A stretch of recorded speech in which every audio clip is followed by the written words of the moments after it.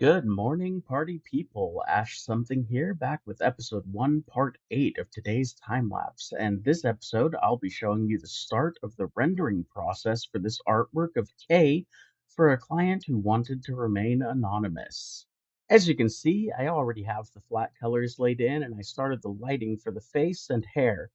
On this artwork, I branched away from my usual method of shading and decided to instead go with a flat color shadow layer set to multiply and then a highlight layer set to overlay. I chose the colors and started painting in the lights with this soft yellow. Normally, I would paint in shadows first using a soft brush, but something about this artwork told me I needed to get the lights laid in first. After a quick correction on her top to make sure the two sides were the same width, I corrected the shadow layer and then added a couple of contrast shadows on top of it to make the form easier to see before going back to painting the lights. Sometimes this process isn't completely straightforward, and it helps me to bounce around between highlights and shadows because it lets me make sure I can tell what the final product will look like as I go.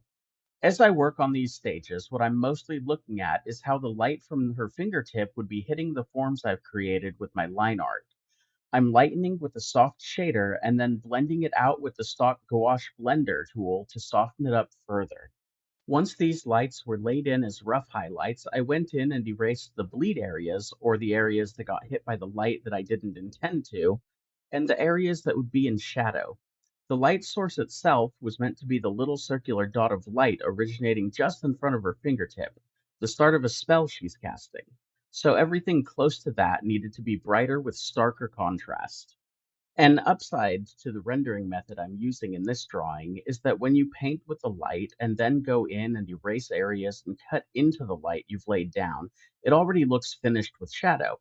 Of course, I go in later with actual shadows and paint them in, but with this method, if I wanted to call it done with just the light layer and erase or cut shadows, I could have, and it still would have looked finished. I'm a bit of a perfectionist though, and I don't really like cutting corners. This commission was requested to be fully rendered, and I promised 2 light layers and 2 shadow layers at minimum with my fully rendered works. So that's what I delivered. Sometimes my fully rendered works can go up to as many as 5 light layers and 5 shadow layers, one for each different type of shadow and highlight. But this one thankfully only had a pin light from her fingertip and an ambient light from the background, so more layers than that weren't needed. Anyway, that's all for part 8. Hope you enjoyed. Remember to like and follow, and I look forward to seeing you back for part 9. Have a good day.